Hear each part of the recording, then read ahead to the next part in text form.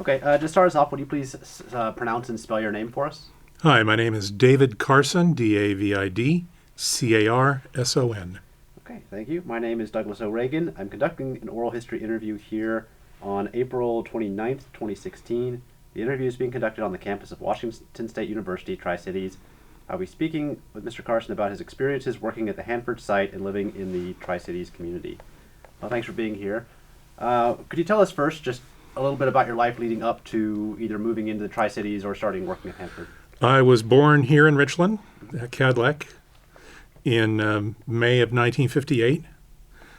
Grew up here, went through all the Richland schools, Spalding and Carmichael, and I can still call it Cole High because I went there then.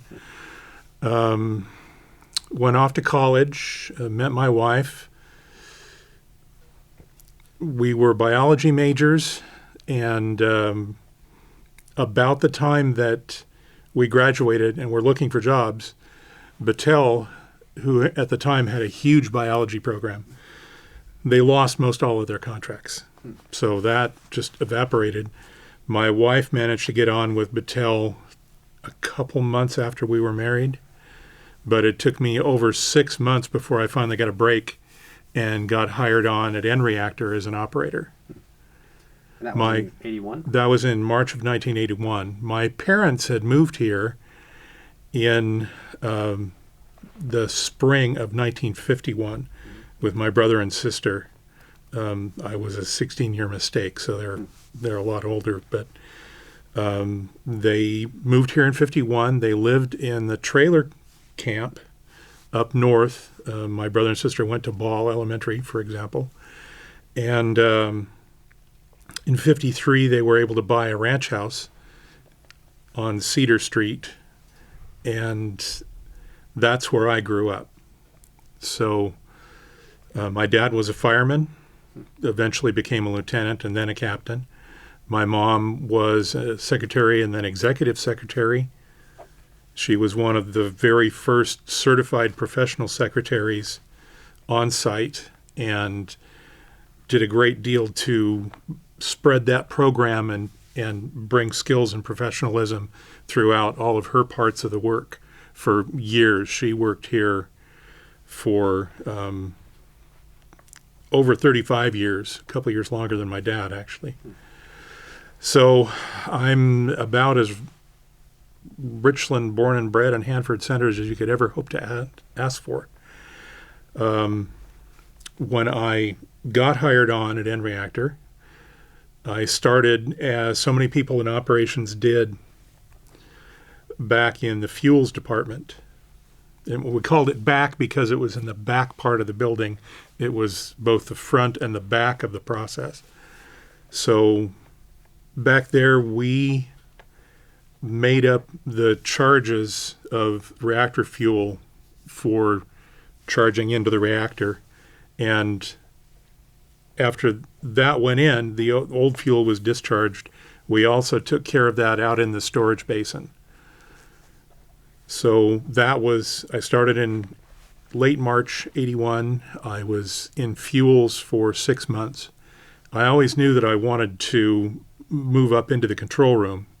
So after 6 months in September of 81, I moved up front to reactor operations, not fuels operations, and started out as everyone was referred to sort of shorthand as a pay grade. Mm-hmm.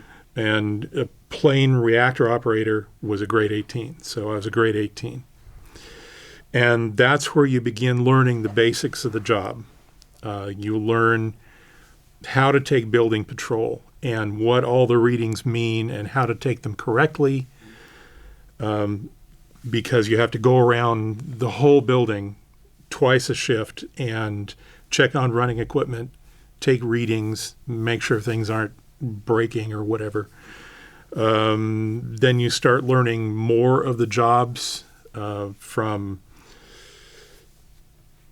housekeeping. There were some specialized parts of that. Doing laundry, there was specialized parts to that because you were dealing with radioactive clothing, so contamination control, you'll learn that a lot. all the different functions during charge-discharge. This was the time in the early part of the Reagan administration when they changed over to once again producing weapons-grade plutonium. It was called the 6% program.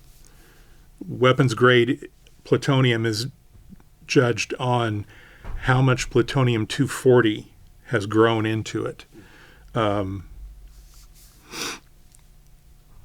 If you have more than 6%, Pu-240 is a big neutron absorber, so it does not create a nuclear explosive as well. It poisons the reaction. So the less of that you have, the less you have to work to separate it out and get just the Pu-239 that you want. So changing to the 6% program meant that they were doing charge discharges a little more than twice as often. Plus, a lot of the maintenance had been let go for many years. They'd been in power only since the end of the Nixon administration. And that was something of a coup to let N start up just to produce electricity through the Hanford Generating Project number 1 that was run by Washington Public Power Supply System. We sent our steam to them over across the fence. We didn't have anything to do with that except send steam, get back water. So there was a lot of upgrades going on throughout the whole reactor plant. The reactor plant, we called it the power side, where the steam that we made as we cooled off the primary loop was used to drive turbines that drove the primary pumps that circulated the water. And a lot of that equipment was also repaired, upgraded. It took a while to really get up on plane and start operating smoothly again. A lot of operators came in right around within a year or so of the time I did. And 4 or 5 reactor operator certification classes worth. They would take about 15 people at a time, and you would run through about a year-long program to learn everything from fundamentals, which was basic math, basic chemistry, basic nuclear science, up through the specifics of the systems in the reactor and how they interacted, how you operated them safely, what you didn't want to do, what you did do, the reasons behind all that. It got pretty complex. You had to take 3 tests to become certified. First, after the first couple sessions of classroom training, they would pull us off of our shifts. We worked a 4-shift rotating shift at the time. They pulled us off of our shifts, put us on day shift in the classroom for chunks of time. We'd go back when there were outages because they needed bodies. When you finished your first couple of sessions of classroom training, there was the written exam, which is called the 8-hour, and it really is. It was almost 50 pages, and I finished it in about 6.5 hours. I used up an entire pen. Just as I was finishing writing the essay on the last page, the pen died, and I looked at it. It was clear, and there was no ink left.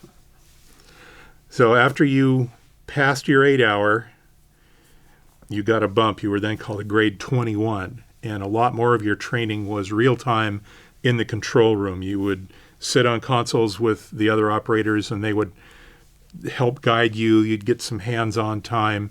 You'd learn more about that part of the job.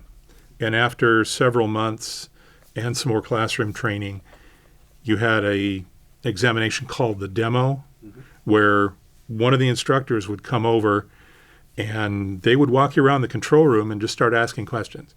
Your job was to answer the questions, point at stuff, look things up in books, prove that you knew where it all was, what it all meant, what it all did. And when you passed your demo, then you went into the final, more intensive part of classroom training, to get ready for your oral board. And pass the 8 hour, pass the demo, train some more. Then you sat an oral board in which there were people from operations, engineering, nuclear safety, training, and sometimes somebody else would sit in. I don't know why, but they did. So once you passed your oral board, you were considered certified, a grade 23. But you still didn't get turned loose yet. You still had to have guided time in the control room. You had to do a certain number of evolutions. You had to do so many startups, so many shutdowns, be in on so many scrams, do a little of this and a little of that, until your shift manager, after watching you and talking to the other operators, figured you were ready. Mm-hmm. So then one day they say, okay, you're free and clear. And your certificate went up on the wall with your name on it, saying that you were a certified reactor operator, and you got thrown in, and then you really started to learn the job, because all of this stuff was suddenly no longer even partially theory. It was all real. Mm-hmm. So, how many reactor operators were there at a time, roughly, who were licensed? It went up and down. Mm-hmm. Each shift was required to have at least 4 in the control room when you were operating.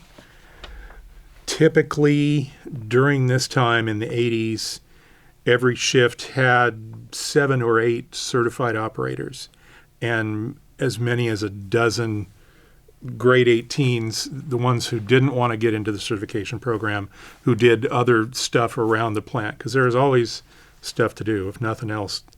Housekeeping, stocking the laundry, and sweeping the floors.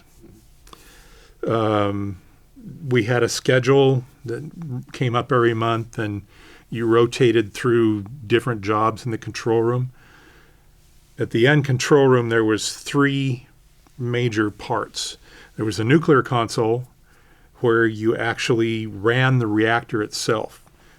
We manually controlled the rod positions and manually monitored the power level and the flux where the neutron cloud was going up or down in the reactor. You wanted to keep that still and stable. You didn't want it to cycle, because that can create stresses. If one part of the reactor is really hot while this one back here is cold, it stresses that increases the fatigue and the chances for a failure of something. So you wanted to keep it nice and steady. And we had instrumentation. We had the only computer display we had was of temperatures. That was probably the main one, and the charts that showed how the neutron flux was changing. You wanted to keep all the lines straight. There was two of you, and you rotated on the nuke console every 2 hours. 2 hours on, 2 hours off, and give breaks and stuff while you were off. The AA console controlled all of the primary loop and its interface with the secondary loop. That's where you controlled the drive turbine speeds that drove the primary pumps to circulate the coolant.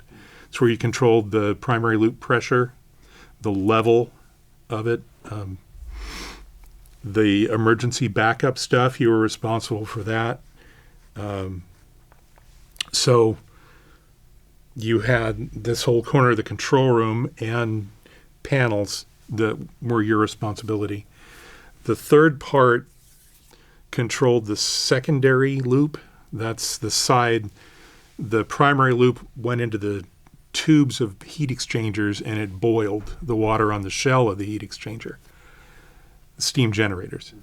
So that steam went up into the steam header. A lot of it went over to whoops. Some of it went down to drive our turbines. We also had a turbine generator of our own in the boiler building that was our on-site power source. So you took care of the secondary loop there, its level, its pressure, the way it was. There was also a lot of other things that operator did. Rupture monitoring was at that panel, because end reactor did not have a containment, it had a confinement. It was designed in 1958, went critical in 63. They didn't build, I guess they couldn't at the time yet, build a full containment to keep everything in. It was designed that if there was a tube rupture and you had a big burst of superheated steam, that would vent. So we had to keep our primary loop really, really clean. And that's what the rupture monitor was. If you saw signs that a fuel element in one of the 1003 process tubes was beginning to release uranium into the water, you'd shut down and push that tube right away. There was also a system specifically for cooling the graphite in reactor, like the other old Hanford reactors, was called graphite moderated. It used very pure graphite in a big block with complex passages through it. The neutrons, when they would leave the fissioned uranium atom, would go out and bounce around in that graphite before they found their way back into fuel, slowed way down so that they could cause another fission. Modern power reactors use the water, the coolant, as a moderator. We use the solid graphite. We had a system to cool that specifically.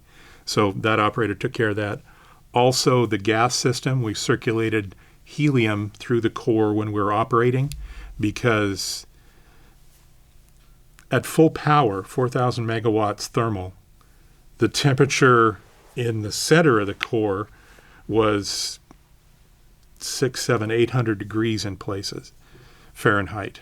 And pure graphite, you don't want any air or water, anything that's going to react with it at those temperatures. So we use the helium. You had to control that too. And there was other miscellaneous stuff, but you had to learn all of this, and you learned all of the classroom stuff, but just like anything, you really learn by doing, where it becomes second nature.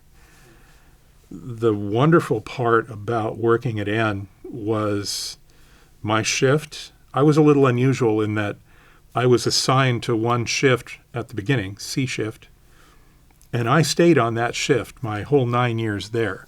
Other people would move around, sometimes involuntarily, but I managed to stay on C shift all the time. And it's such a wonder and a joy when you can become that tight of a team to where you knew exactly how any individual is going to react in a given situation. You don't even need full words to communicate. We would have entire conversations in acronyms and shorthand. And stuff happened, and we would write it out, and just scary as heck. But when it was over, you knew that the team had just really done its work like it's supposed to. So that was a good feeling. Could you give us an example of one of these sort of acronym exchanges? It's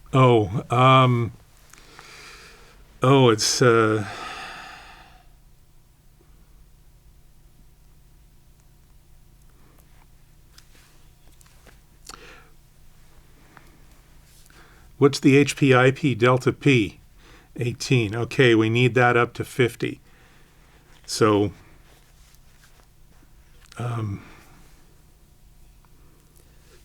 I've lost a lot of that, Sure. but as in any installation, every piece has a name. Mm-hmm. It has typically an official name that meets a standard of naming from an engineering organization. It has the name that it's normally referred to as, and it has an acronym. And sometimes it might have an even shorter shorthand name that your crew comes up with, that you all know what it is, but you also know all the others as well. And in a situation where something has begun to get out of line, out of normal, it's not a crisis, but it's something that you have to pay attention to and deal with right away. You need to transfer information as quickly and as clearly as possible. And that was how that was done, with shorthand acronyms that everyone knew exactly what you were saying. They could anticipate what you were about to say. Mm-hmm. So you could get other people to take particular actions absolutely as quickly as possible. And they could get you, by what they said back, to do your actions properly. Could you walk us through maybe one specific, scram or other sort of stressful event? I was there in the control room one night when I believe it was thunderstorms hit a main distribution power line, the 230 kilovolt lines coming from one of the dams that happened to be online as our offsite power. Lightning hit one of those transmission lines and caused a power surge that tripped open the breakers at the substation. Offsite power was called A bus. On-site power was B bus. You needed them active and separated from 13.8 kilovolt where it came into the reactor all the way down to 12 volt DC instrument power. You couldn't have any connection between those two because that could conceivably cause a fault that would stop the reactor from scramming if it needed to. So they powered everything, but some things were powered more by one bus or one by another. This is one of the main things that we trained for, was a power loss. Of course, if you lose one of your electrical buses, that's one of the automatic reactor scram trips. There was 23 of them. So the reactor scrammed, and everything's going along about like you'd expect for a power loss from one bus. Everything's already prepared and set up to take the proper actions automatically, so you have to monitor those and adjust as necessary. Then all of a sudden, there was some kind of electrical fault in our B bus, our on-site power, which was still online. It tripped off. And it was B bus, I believe, I'm saying this right, B bus powered the lights in the control room. So you knew if those lights went out, you had lost B bus as well. Now, if you lost both buses at the same time, that was an automatic trip onto emergency cooling, which for N-reactor was very large, high-pressure diesel pumps would pump water. Valves would open at the inlet and outlet of the reactor, and it would change to a once through. We had a series of water tanks with dim-in water, filtered water, and sanitary water, and then through some mechanisms it would trip all the way to river water. If it was known that if you ever tripped over onto emergency cooling, the thermal shock, because the water was kept hot but it wasn't as hot as the reactor, the thermal shock could basically destroy the reactor, and that would be over. Nothing you could do at that point as far as keeping the reactor as an operating reactor in the future. So luckily, A-bus had actually come back online just seconds before B-bus went off. And then B-bus came back, so the lights came back on, and then we lost A-bus again because the whole BPA network was still having ripples and things. And then it came back up, and then we lost B-bus again. So when each of these things is happening, there's stuff you have to do depending on what it was, and we're running back and forth trying to do that, and it got really tense. But all that training, you stopped really thinking. Just all the training in your brainstem took over, and you started doing what you needed to do and communicating in just those short, almost little digital blips of information so that everyone knew what you were doing and you knew what they were doing and you knew what everybody had to do and that they were doing it. So things got pretty terse in the control room right there. As the buses kept coming up and down, it would reset off hundreds of annunciators, and we didn't have time to try and figure out what the overall cause was. We were just still fighting to keep the reactor from tripping onto emergency cooling. So eventually we got both buses back and stable, and we could continue with then it became just a regular post-scram shutdown. The cool down of the reactor, changing things to work slightly different ways here and there throughout the plant. And then you sit back and giggle and get the shakes a little bit. And everybody talked real loud and real fast for a while. So it just some stressful things like that. Any unexpected scram made you a little tense, a little puckery, because you didn't know what happened. We had big CRT monitors mounted up by the nuclear and the AA console that were tied in to a electronic alarm system that they would record all of the annunciators. There were, I think I heard the number once, it was 1,400 different annunciators in the control room. And when one of those went off, it sent a signal to this alarm system that put the ID of them in a buffer memory, and they would display up on the CRTs. Well, when you scram, you've got 400 annunciators within 2 or 3 seconds. So all you could see on the screen was the first 8 or so. So you didn't know what was going on. You just had to deal with what you were supposed to do and trust that no further catastrophe was going to happen, and just be ready for it if it did. And when the reactor was running smoothly, we called it at equilibrium, and we had not changed power by more than 5% in 72 hours. That was sometimes hard to keep your focus because all the lines are running straight on the charts, and it's graveyard. Nobody wants to talk. And you've all told all your stories a dozen times, and nothing much to say. So you're sitting, waiting, watching. So like the quote about war, hours of boredom punctuated by moments of sheer terror. Not as terror-filled as they might be because we were trained and experienced in most stuff, but sometimes there was always the possibility that sometimes something could happen that was really untoward, really out of the way, that could be really dangerous, really a disaster. How much of working in the control room was sort of judgment or sort of work of art as opposed to a sort of objective, do the next thing? Actually, quite a bit of it.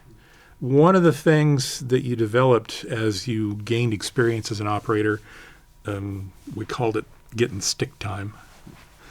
When you started getting enough hours on a console and really starting to figure out how everything actually did work, you developed a feel just from watching how all the different parts of the console you were on interacted. You got to feel if something was maybe not right, if something started looking a little jittery or a little bit out of its normal range that you wanted.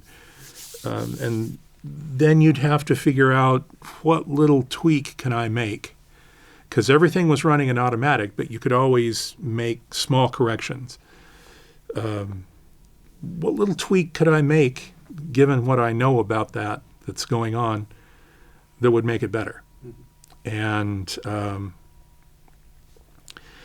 you developed what I always called a touch, because you didn't just go up and start twisting stuff. You really, with some instruments, some controllers, some control loops more than others, you didn't want to put any very large change into it at all, because it was so sensitive in the action that controller would take. The input back to, say, the primary loop from changing the speed of one of the makeup injection pumps could just suddenly, if you did too much by accident, you could scram the reactor. Or you could cause it to lose pressure, which would scram the reactor another way. So getting to really develop that unconscious feel, similar to the way that when you're driving and you pull into a parking lot or a real narrow street, you can actually feel with your body where the corners of your fenders are. It's developing that kind of feel for a huge, complex machine that was really what brought you into being a really good, competent operator. And some folks had it on some systems more than others. The older operators who'd been at it forever, it was just completely unconscious with them. That was just the way they did things, was smooth and easy, and you don't just jump in and start fiddling with stuff. You always think it through before you touch anything. And then when you touch it very gently and make the changes as slow and small as you can to get the result that you want. So you worked there and through the closing of in-reactor, is that right? Yes. How much did that sort of change over the course before you got to the closing? Was it sort of the job change a lot over that time? While we were still operating, regular operation, it didn't change that much. Some new things were put in, but overall they didn't really affect us much. You had to deal with failures. For example, when the reactor was operating, the water circulated through 5 steam generator cells. We had 6, so one was always out of service for maintenance or repairs or whatever, and you operated with 5. Well, one of the cells was undergoing a total refit, a total reconditioning. And then another one of the cells, the primary pump, developed some problems that were going to require a rebuild. So the decision was made to go ahead and operate at a reduced power level with only 4 cells online. So that took a lot of adjustments. They had to come up with temporary limits that we had to learn and follow. Some of the procedures changed slightly for that temporary period to take into account the fact that you had a lower capacity and a lower rate of heat removal. So just dealing with a change like that, and then that begins to feel normal. And then they bring another cell back online. So you're back to the way it was. That used to be normal, but you have to kind of reset yourself to working that way. Limits were really the main thing we paid attention to as we were operating. All of the nuclear industry and reactors, certainly, they really drilled this into us. It operates in defense in depth. You don't ever have just a single barrier to something causing an accident. I called it a box in a box in a box in a box in a box. There's the actual strength of the machine. At what pressures or temperatures will it break? Because the materials just physically can't take it. So that's your outermost limit that you never, ever, ever got close to. Inside of that was your technical specifications that protected this outer box. Inside the technical specifications were the process standards that protected the technical specification limits. Inside the process standards were your operating limits that protect. You never wanted to break a process standard because you'd have to have an investigation and figure out why that happened and everything. And sometimes there were even special limits inside the operating limits that were even more restrictive.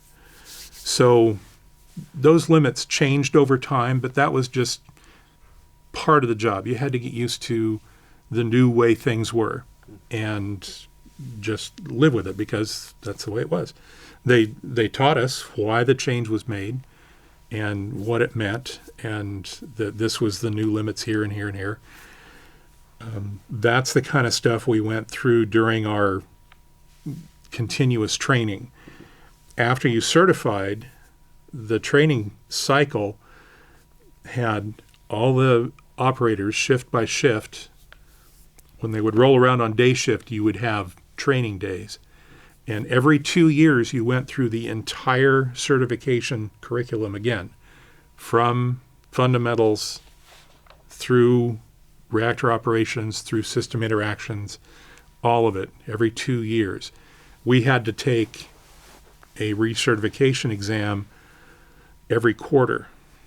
So every 3 months, you had a job jeopardy examination to keep on top of stuff. So that's how all that was communicated to us and incorporated into the way we worked and the way things were operated and handled. As we got past the Chernobyl accident, some people knew right away that was the death knell for N. A lot of us were still optimistic that the differences were so clear and plain and could be explained and we could continue. They had plans for upgrading some of our equipment to allow the reactor to run for another 20 years, they said.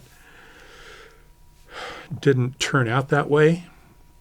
So much political fire came down on all of the DOE complex, but Hanford especially. I don't know if you remember, at the time we had a senator who was 100% anti-Hanford.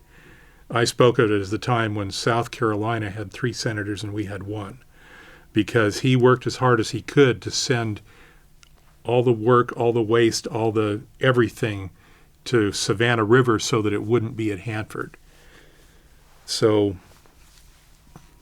I'm just griping now, but it ended up, it was January 7th, 1997 at 07:31 that the reactor was shut down for the last time. It was going to be for an upgrade. They were going to put in a control room habitability system that did actually get put in, and it worked. It was for a time, if there was ever a large release from the reactor, we could have sealed up the control room and lived on recirculated air and supplies for up to 2 weeks. So they put that in. There was another big upgrade because of the hydrogen bubble that developed inside the reactor at 3 Mile Island from water being split by high temperatures and the presence of metal into hydrogen and oxygen, and the hydrogen formed a big bubble that could have, in very, very small circumstances, could have ignited or exploded. They were worried about hydrogen inside the reactor and power buildings at N. So they were putting in a hydrogen mitigation system that would have been able to take all of the hydrogen evolved from the entire quantity of water in the primary loop. If it all split and turned into hydrogen and oxygen, this system could have recombined the hydrogen and taken away the explosive potential. So we all hoped that, we were going to get these upgrades and we'd be able to start up again and keep going for a while longer. But we never did. So the people who could leave right away did. By the end of 97, we'd lost a lot of the real sharp engineers and some of the top people in operations. And then as the years went on and it became more and more clear that there was no future for the reactor, more and more people drifted away. And I eventually, in late 89, I took a temporary upgrade to write layup procedures for the reactor. At the time, they were going to keep it in, it went through a whole series. It was going to be on cold standby, where the fuel would still be in the reactor. We'd still recirculate the loop, but we wouldn't operate. Mm-hmm. We would just maintain it ready to operate if we needed it. Then it was going to turn to dry standby, where the reactor would be defueled and we would circulate dry, pure air through all of the piping throughout the plant to keep the corrosion away, so that if we needed to restart, we could refuel and restart.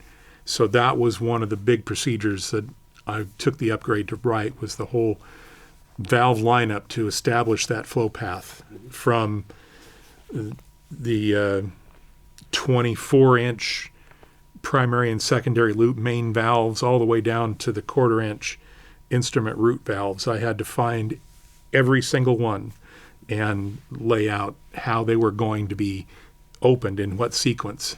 And I also wrote a bunch of other procedures. That's where I first started learning how to write procedures. But at the end of the 6 months, they did not want to keep me on there permanent doing that. And I sure didn't want to go back to operations, which was, by that time, 2 years after the reactor had been shut down, almost 3. I could just feel the IQ dribble out my ears, because you can only sweep the same floor so many times. And once the reactor was defueled, there wasn't a whole lot of anything to do. How many people were still on doing that kind of work? Probably about half the number that we'd had at the peak days, because you didn't need as many operators to do what we were doing. So people were going to various places. A lot of people went from there over to the K basins to deal with the stored fuel, and some of them are still there, dealing now just with the sludge. But there was no sense in trying to stay there where I was comfortable. So that's when I got a job with Tank Farms writing procedures. And so I did that for 4 years. Was that something that you actively thought you enjoyed the procedure writing, or was that just another? Actually, yes. I've always loved writing. For a long time, I desperately wanted to be a writer, a fiction writer, or a science writer. And I just never was able to do it. I got a small number of rejection letters from various magazines. And once I started writing for a living, doing procedures, it just knocked all hope of ever writing fiction right out of me. But I enjoyed the process. I've always enjoyed figuring stuff out.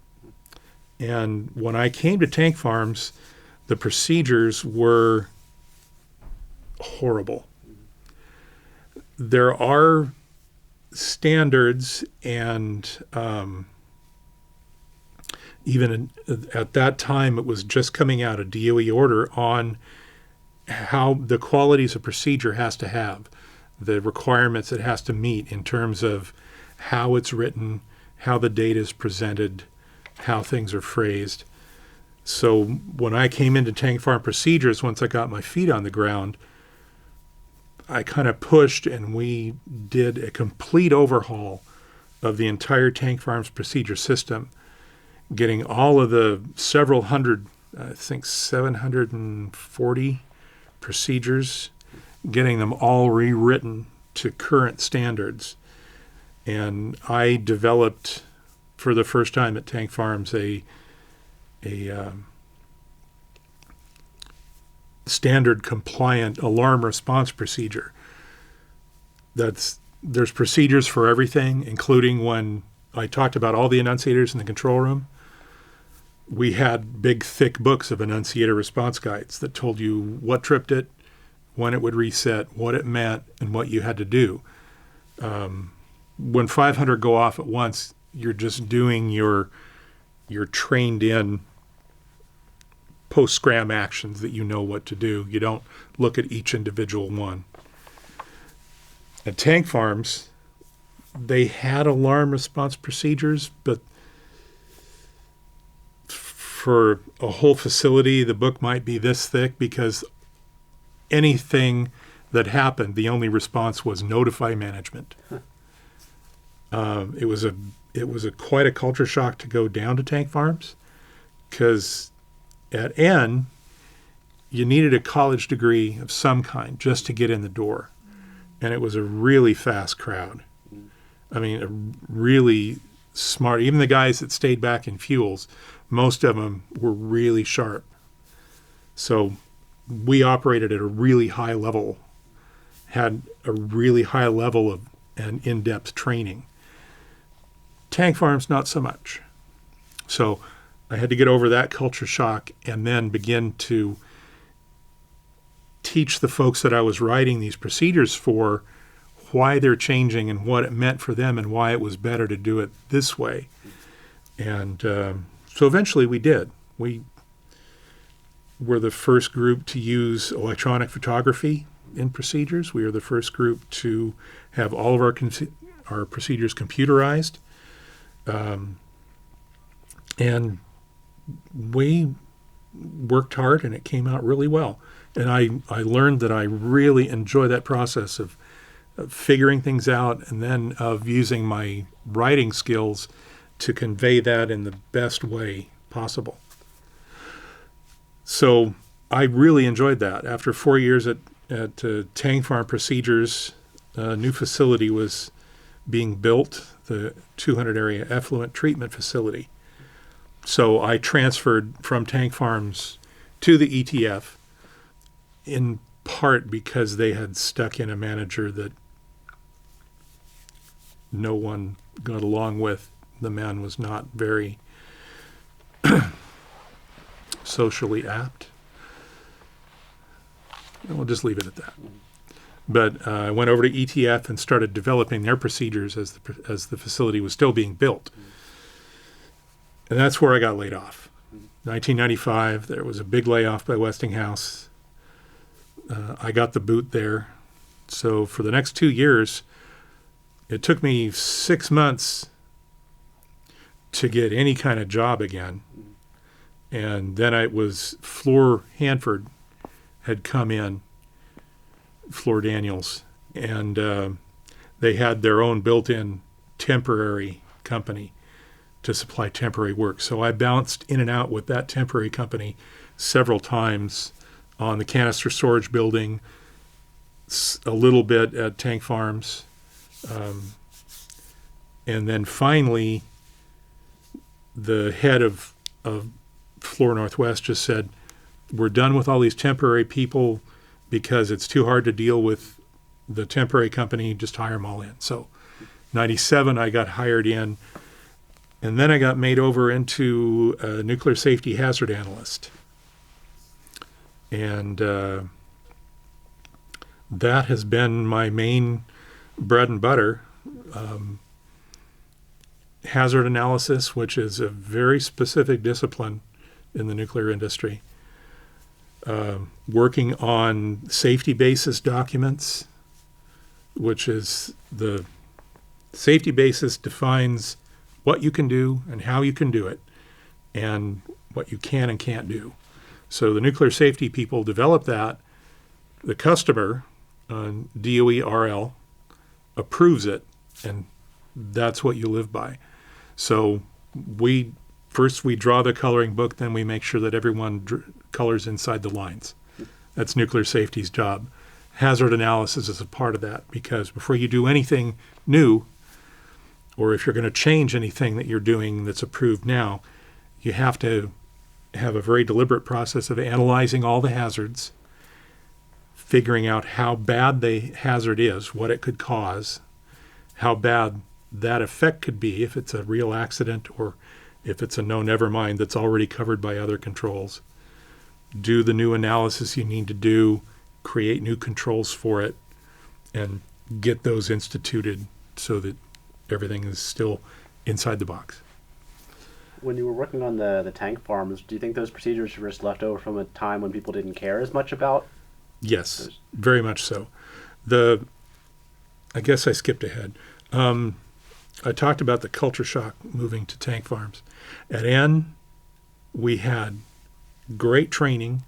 We had really good procedures that were very well thought out and well developed and well proved. We had a deep understanding of all of our limits, why they were there, what it meant if you violated one in a certain way. All that was just ingrained to us. So you did things by the procedure, you lived inside the limits, you knew why, you knew how. There was no problem. Everybody just worked that way. Mm-hmm. Tank farms had for years been kind of a dumping ground of the people who couldn't make it elsewhere. The only lower step was the laundry. And I worked a little bit with some tank farm operators that shortly after I got there got transferred to the laundry because they couldn't make it at tank farms. The whole organizational philosophy was the smart guys know what they're doing. Just shut up and do what they tell you, even if it isn't written down. Don't worry about that. That's just for show. Their procedures were, in one case, it was a page-long paragraph that was one sentence. I don't think it even had a verb. It was like telling a story. It didn't have any specifics. Nobody understood them. They all hated them because they were all like that. We changed that. We made it better. The culture shock was coming from a place like N, where, like I said, we were a fast crowd. We were really dialed in. We really knew what was what. To tank farms, where there were still people working there, great operators. They really knew their job. They knew what to do, but they couldn't read. Mm-hmm. They had a special dispensation to have their recall exams every year orally because they couldn't read. They couldn't read valve tags, so people would go out with them and tell them what was what. They knew exactly what to do. They were good operators. Mm-hmm. But that kind of difference in level really caught me short for a while. It took me a while to change my mind to realize that, okay, they want to do a good job too, no matter how cranky they seem. Mm-hmm. So don't look down on them. Don't ride a high horse. Just, they're people like you. Get in, do the job. And it worked out good. I made some friends there, and we did some good stuff. I helped a lot of them out where I could, explaining things. And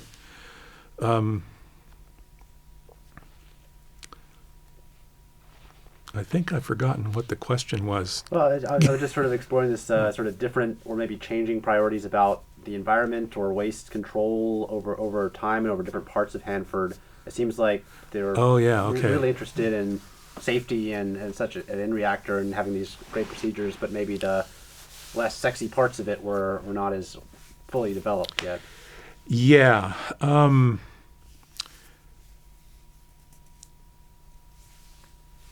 This is an example, I think, that illustrates that.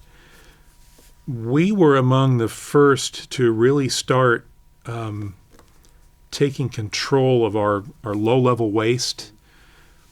Every place you come out of a zone, there's what's called a step-off pad, where you undress in sequence, and you take the outermost stuff off, and you step on one pad, then you take the inner stuff off and step on the next one, so that you're leaving all the contamination behind.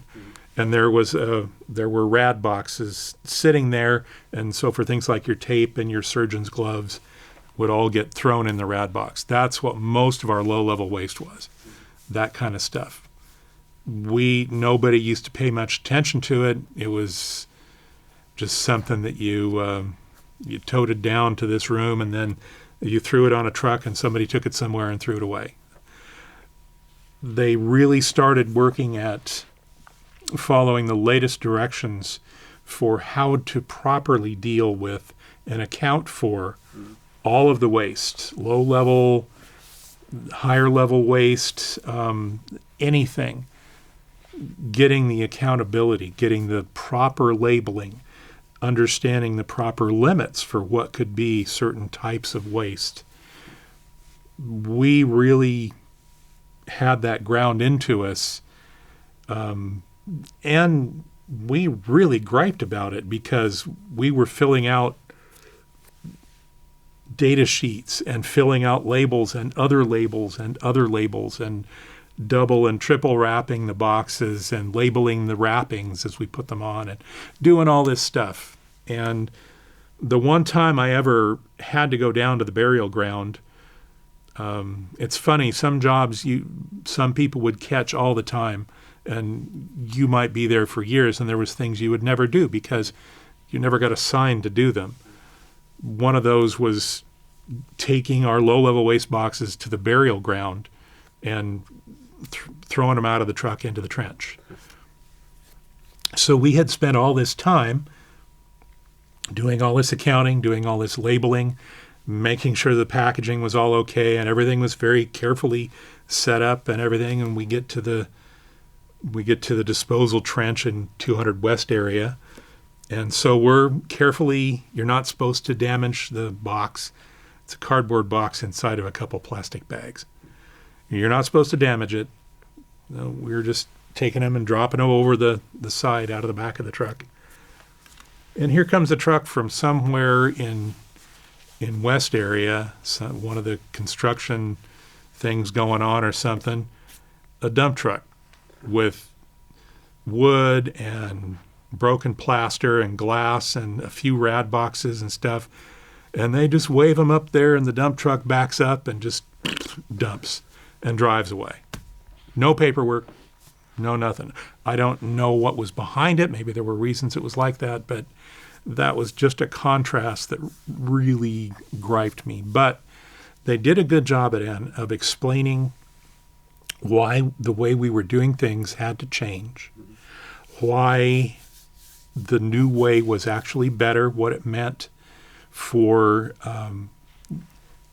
stopping releases to the environment, reducing them, things you should do to lower your impact, lower your the amount of waste.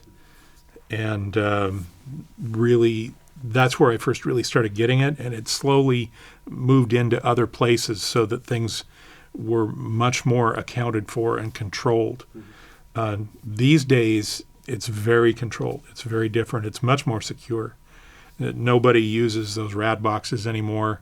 The only place I ever see them is in rad update training every year. Everything's in certified drums. It's treated certain ways. It's all measured and accounted for and inspected before it goes to its final burial to make sure that there is nothing in there that isn't supposed to be. There's a whole entire facility in West area that's devoted to doing that. Waste receipt and processing wrap. They get in drums of waste from all over the site, and they do NDA on them to find out how radioactive they are and what kind of radioactive stuff is in them. They X-ray them. If necessary, they will open them up, take everything out, sort it out so that the stuff that isn't supposed to be there is out, and then repackage them properly. And so everything is very concentrated on making sure that any waste products, whether radioactive or chemical or even domestic waste, is handled and treated properly. And that has really exhibited a standard growth curve, because when it first started in the 80s, there was a lot of resistance, both kind of social and institutional and among the groups. But the people who understood it just kept pushing, kept getting the message out. And gradually you saw the same kind of acceptance go up like that, like a normal growth curve. And that's just the way things are done now. So that part's a lot better. I never really experienced any untoward activities. We were never told to go dump stuff in a hidden place. We were never told to dispose of something in an unapproved way. But a lot of the stuff that we were around wasn't as controlled or properly packaged or set up as it would be today. And so that's all to the good. I mean, you used to be able to go just about everywhere and there would be contaminated patches. And a lot of those have been cleaned up. People no longer are allowed to just stick something out here and just put a rope around it and call it an accumulation area. There's very high degree of control and accountability. The job I'm in now with Central Plateau Surveillance and Maintenance, they have responsibility for all the old retired facilities, the old canyon buildings. And there's a lot of auxiliary buildings around those and a lot of waste sites and old cribs and trenches. And most of what they do is repeatedly inspecting all that stuff, making sure that anything that's present is properly in place, that it's allowed to be there, that they know what it is, that nothing's going wrong. So that's all really a lot better. In all of society and all of industry, things are much safer now. People understand chemical hazards, especially.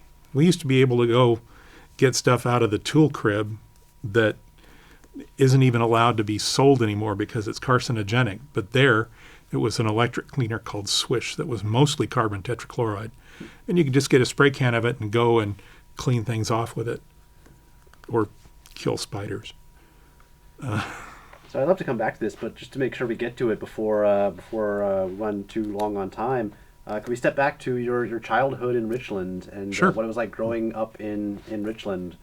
Could you tell us a bit about that? Well, virtually everyone I know, their folks worked in the area. They never talked about what went on out there or what they did. My dad talked about some fire department stuff sometimes. And was that the fire department on the site or just the Hanford Fire Department? Yeah. But nobody ever really knew what was going on out there. Closed mouth, closed city, I always thought it was amazing. Very early in the morning, my mom would drive me to a babysitter down in South Richland. And I always thought it was amazing. She could look out to the northwest and she would tell me which plant was running. I didn't know that they were reactors. I didn't know what it meant. But she could look at the steam plumes because even though they weren't modern reactors with cooling towers, they still had retention ponds before the water went back in the river, and those would steam. She could just look and tell me which plant was running. And I always thought that was amazing. We had a fairly, at least in my experience anyway, as middle class. My folks were both working, lived in a nice neighborhood up near Spalding School. We had a very safe, nice environment to grow up in, a good childhood. just a lot of playing in the street, going over and playing on the playgrounds. And, you go to school, you have all your friends there, and you go do stuff. And not a lot different than most places, but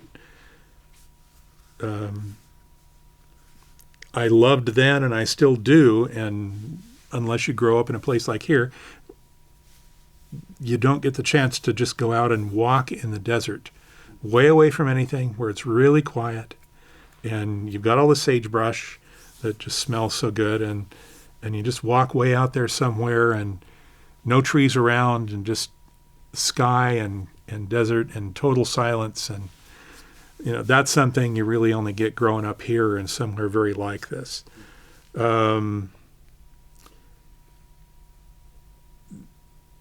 Everybody knew about the area, but never talked about it.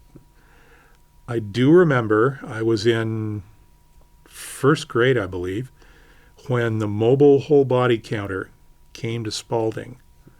And they gave us some tours of it, and they said that some people were going to get to go through it after school.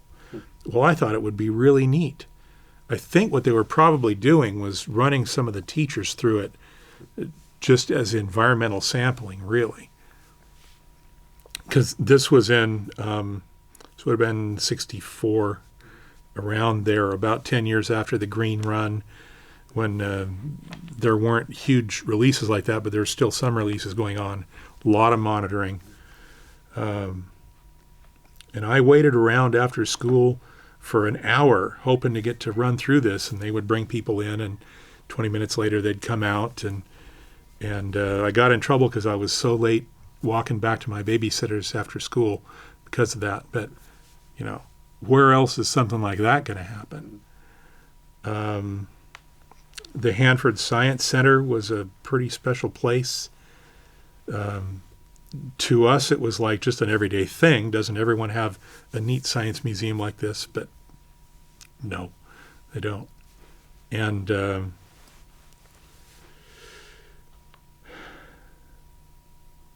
it was no longer, I was born in 1958,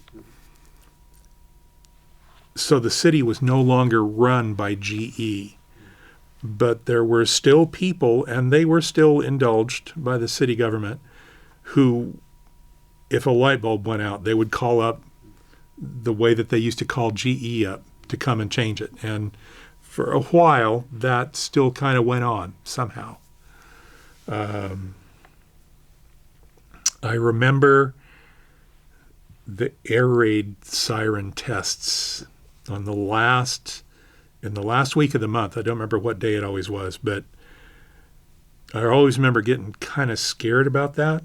And there's nothing like that sound of, Richland had 3, then 2, then 1, of air raid sirens going off. And at that age, 8, 9, I was starting to realize what that meant. That if that ever went off for real, it was all over.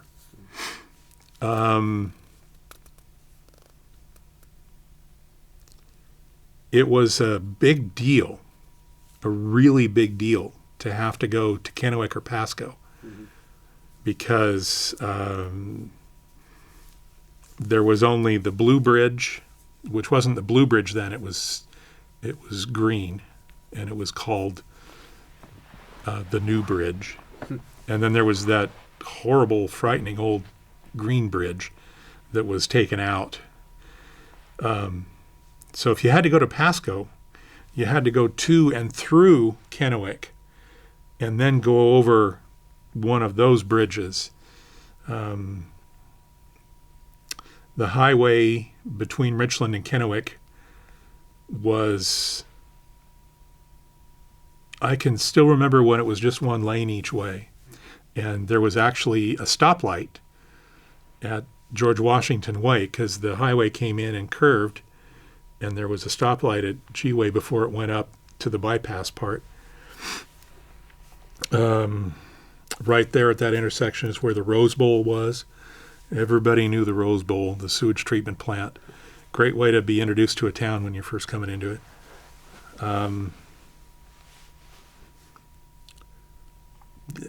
As far as I know, it was a fairly normal childhood. My friends and I, we did all the normal things. When the hydroplane races started, there was a couple weeks in the summer where all ever anybody wanted to do was play hydroplanes. So everybody would have their own little scraps of wood they made into a hydroplane, and you'd drag it behind your bike in the street. Or turn on a hose and set it in the gutter and then go build a dam to make a big puddle you could run it through like a boat.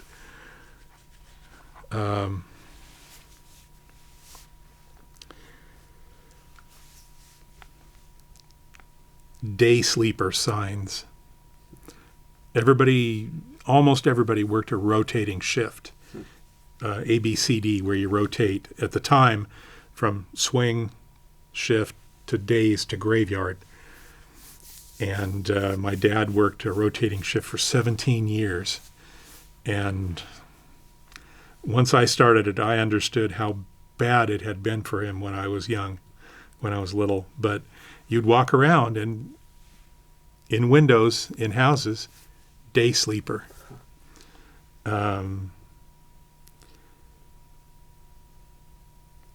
You just understood that probably most of your friends were going to live in a house just like yours if you lived in one of the alphabet house districts. A lot of my friends had the same or very slightly different models of ranch house all up in that area. So you knew exactly where the bathroom was, you knew where the kitchen was, you knew where the light switches were, because they were all the same. That's probably somewhat different. There were virtually no African Americans in Richland. In elementary school, I think there was two. There was a boy my age and his sister who was a little younger. And caused me some problems because he slapped me around one day after school, and that affected my attitude for a long time. But because there were almost no black people in Richland, I had no idea what they were like or anything. And my parents and a lot of their friends were conventionally racist at the time. It would be very racist now, but at the time it was just conventional. And because there were so few of them, they all knew each other because they had their own community that they would get together. I just thought that it was natural that every black person in the world knew every other one, because they would always say, hi, how are you? And talk to each other like they knew each other. And I thought that was normal. So I don't know how common that is across all of the U.S., but it was certainly true here because Kennewick was a restricted city. Richland was mostly a city for somewhat upper-level workers at Hanford, Pasco. East Pasco was where most of the African-American people and the Hispanic immigrants went. It was always used as a term of horror. Oh my God, we have to go by East Pasco. And, I've been there now. It's people with houses and neighborhoods and kids and dogs. And at the time, it was just held to be this horrible thing. And, so I grew up with that. Everybody knew the same things about everything. I believed the same way. That was really about it. Was going to college when you first sort of left this sort of bubble, if you will? Yeah. I went to Pacific Lutheran University in Tacoma, which I grew up in the Lutheran Church, really white. Going to PLU wasn't really all that far outside the bubble. There was a little bit because there was a very large contingent of Taiwanese kids going to school there. And I tried to be all friendly and stuff. It was my first experience with the fact that other people can dislike you too. So that was a problem, but that was it was a good experience. It was being away from here, seeing some different things, the way different people lived. Met my wife, so that was a really good thing. But at the time, even though growing up here, I still didn't really know a lot about Hanford or the nuclear industry. I knew a little more than when I was a kid, but not really that much. And so I had no real good arguments or rebuttals for the people who there in the mid-'70s were already rabidly, no nukes, get rid of Hanford, clean it up and throw it away. So that was kind of frustrating. That was one thing I was glad when I got hired on out here. I finally had a chance to learn all this stuff. Other stuff growing up here really is just things based on being here in this area. The place to go if you were going to go ride motorcycles or shoot your bow and arrow or pellet guns or whatever, you went down behind the cemetery along the Yakima River in Richland. And later on that became a place to go when people would go have kegers or wanted to go smoke or make out or whatever. That was a popular place. I never got invited to do any of those things, so I was only ever down there with my motorcycle.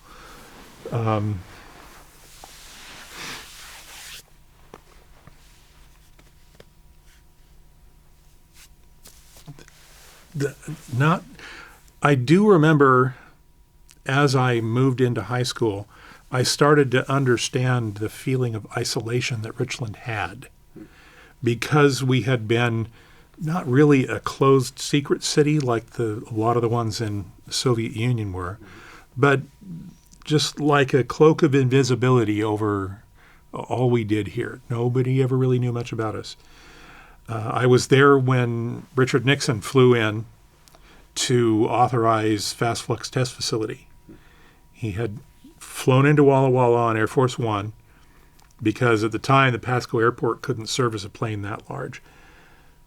And then took the Air Force One helicopter and they landed in front of the P&L sandcastle and chopped down a couple of trees.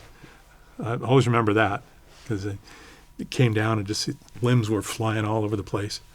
And he stood, something you wouldn't see anymore. He was all by himself. He didn't have a retinue behind him, around him. The Secret Service was sort of out there, but they weren't really a visible presence. He just went and stood on the steps and addressed people and talked about stuff and announced, FFTF and what was going to go on or everything. And then that night on the CBS News, Walter Cronkite talked about how Richard Nixon made a stop in Walla Walla and then flew to Alaska to meet with the Japanese emperor. It was his first trip to the United States since World War II. Mentioned nothing at all about what happened here, which was really far more important than a very minor diplomatic meeting that lasted 2 hours or something. And I then did start thinking about, and I noticed a lot of that isolation. People around here just got used to never being paid attention to never having anyone know where they were or what went on here. And so a lot of worlds kind of shrunk down to just here. You just your church, your softball league, your friends, the hydroplane races, and that was the extent of life. So I am glad that things have really expanded out, and the diversification that first started being talked about in the 70s has really taken hold, and so much more is done here. now than just relying almost 100% on money from Hanford. I think if there was another bust, and another one of the endless boom and bust cycles that Hanford has had over the years, if there was another big bust at Hanford, I think the Tri-Cities could probably pull through it, Tri-Cities and surrounding areas could pull through it really very well.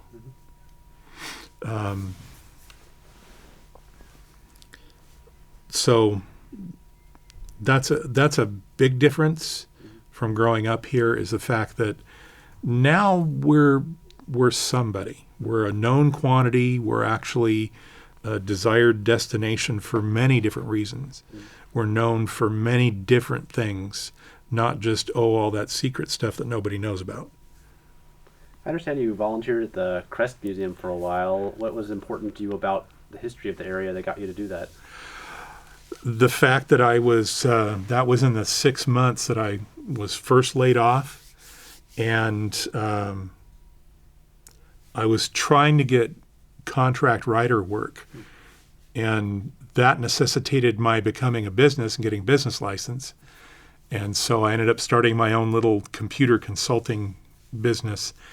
And because I did that, I heard from a friend of a friend who worked at Crest that they were having computer problems. So I went down, I volunteered. I said, hey, I'll be glad to come through and try and clean stuff and help you. And then in talking with the director, Gwen Leth,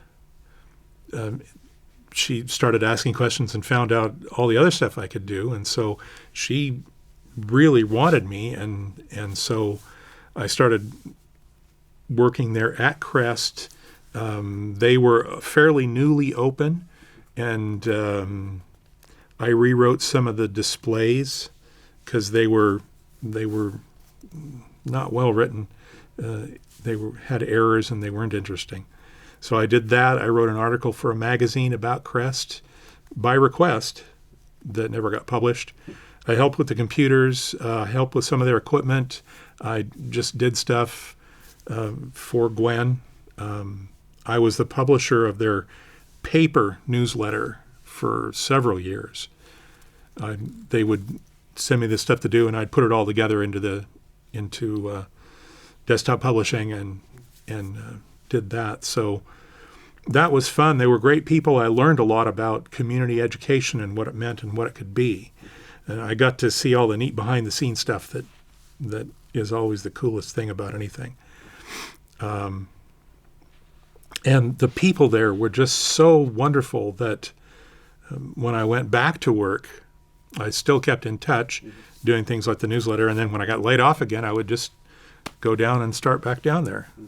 Volunteer sometimes 40 hours a week, sometimes just a couple days, whatever was happening that I could do, depending on what was going on with my daughter and stuff like that. So I had desperately missed the Hanford Science Center. I talked about that earlier, that it was such a great place to go, especially as I learned more and then could see more of what was actually being told me at the Science Center. But then when it closed down, I desperately missed having that there because I wanted to take my daughter to it. I wanted to keep doing it. I had volunteered to do some stuff at the Science Center just before it closed, when it was still in the Federal Building. So being able to help resurrect a lot of that, keep it going there at Crest, and even provide input on what they were going to show next and things, and seeing how all that was coming together and the efforts that they made to really reach out to the community and continue the education and the keeping the history and keeping artifacts alive, and just being able to go in there and wander through anytime I wanted was just really great. And the Reach Center is a fabulous, wonderful place. But at the time I was working at Crest was still going to be the lead. And they had plans for a facility about the same size down on Columbia Point that the reach part of it was going to be a small part of the Crest Museum. Turned out the other way. But Crest, even just the way the efforts that people made to make it come about, the people that got together behind the scenes and worked with DOE, worked with the community to get funding, worked just to make things happen, like moving the building of the FFTF Visitor Center from out there down to where it is now. That's what that building is. The below stairs part was new, but the superstructure is the old FF Visitor Center. So getting that to happen was not simple, was not easy, wasn't cheap. But they kept at it and they did it. So that kind of dedication inspired me to do more along that line like this. Okay. Well, there are always questions I don't know to ask. Interesting incidents or themes you wanted to talk about, or anything like that that comes to mind that you thought might be worth mentioning. In terms of work, or in terms of growing up here, or just anything? Either or both.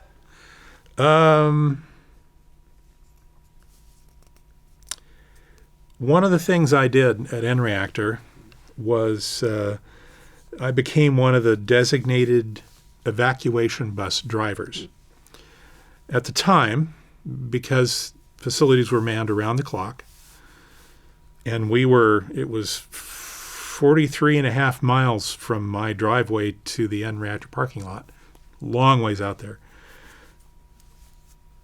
You had to have some way to evacuate everyone that was there in case there was an actual big accident.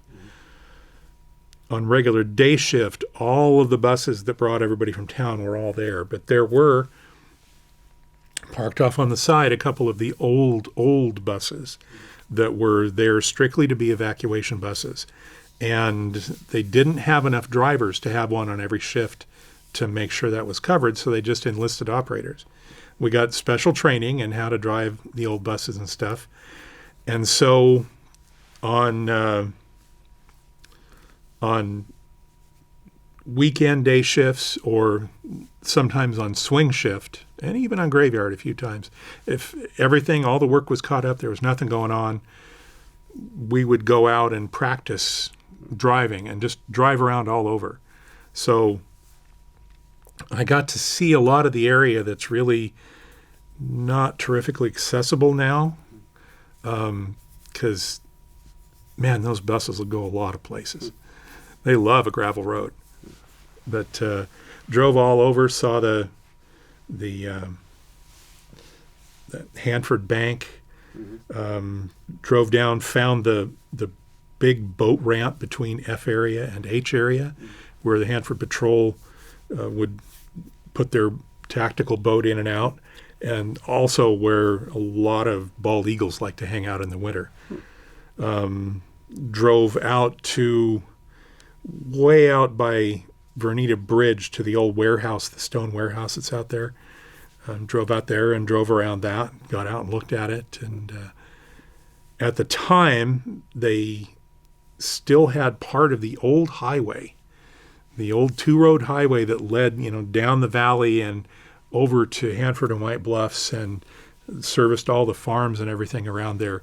And we drove on this dirt road around B area, and then all of a sudden, here's a beautiful paved road with the lines are bright and clear and pavement is not cracked, and so we just kept on driving. That was an exciting find.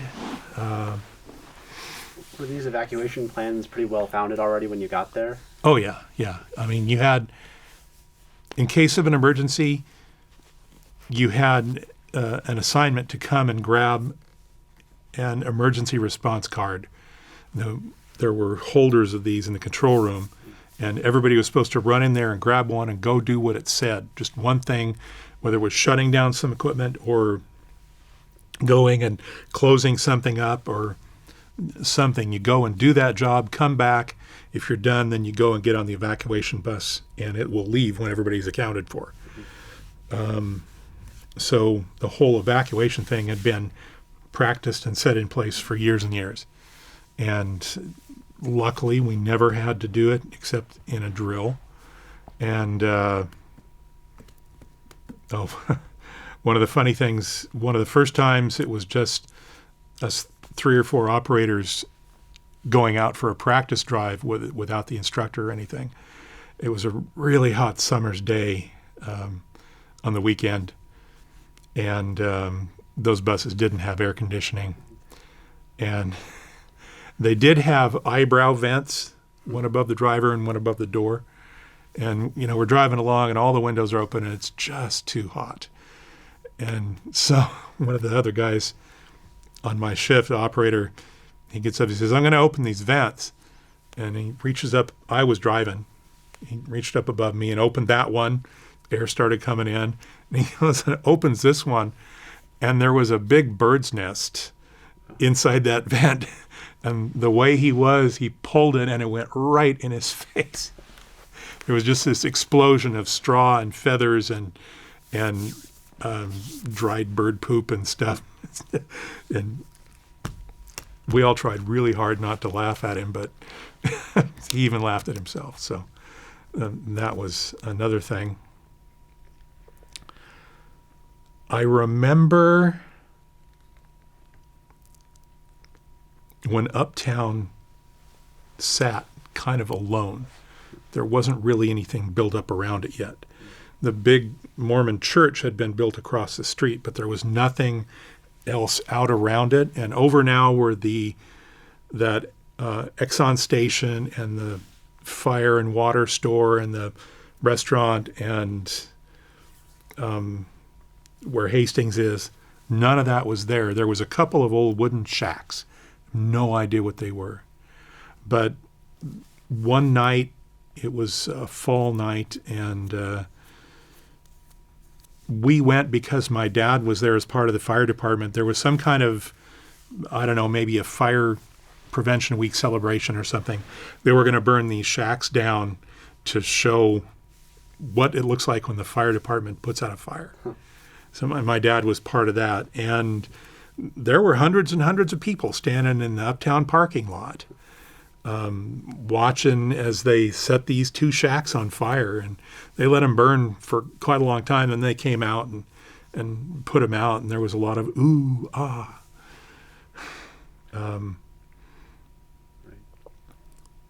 That's a fairly early thing. One thing that happened through the 60s that I took for granted and then didn't realize when it had stopped until several years later, there were all kinds of traveling exhibitions that did come through here from NASA or the Army or the Navy or the Air Force. They would come and bring an exhibit and set up like in the Uptown parking lot or somewhere, and they would be there for a day or two and give their spiel, and you could go into their trailers and see what they had, and then they would pack up and move on to somewhere else. There were a lot of those. One that I wish I would have done, but at the time I didn't think it was important. The X-37 Dinosaur, it was the first lifting body design for a recovery vehicle or a early design for a space shuttle in the 60s to go right around the Gemini program. It was eventually going to become a part of the Army's or Air Force's manned space laboratory program that never got off the ground. And they brought the vehicle around on a big trailer with a little trailer museum to talk about it and stuff. I wish I would have gone to see that, but I was too busy doing something else that I thought was more important. So all kinds of stuff like that would come through. There was always, Griggs brought in a lot of these little cheap, tawdry little traveling exhibits of things. Bonnie and Clyde's death car showed up there on a trailer when I was a kid, right after the movie had come out, and I was just really fascinated by the whole gangster thing. And so, of course, I made my mom and dad go all the way over to Pasco, to Griggs, to see that. One I felt bad about then, and I still feel bad. They had a dolphin that was in like a 10-foot above-ground swimming pool. just barely moving, and you paid 50 cents to see that, and I just felt bad. And just the kind of stuff that doesn't really happen anymore. There was a lot of that still, because the Tri-Cities, I think, moved into the 60s a little more slowly than other places. Well, this has all been fascinating. I know our battery starts running out around this point, so I guess we'll have to wrap up now. But it really has been great. Great. So thanks a lot. You're very, very welcome, and I would be happy to come back and talk more about other things. Anything you'd like to ask questions about. Fantastic. Thanks a lot. Great. Thank you. Great.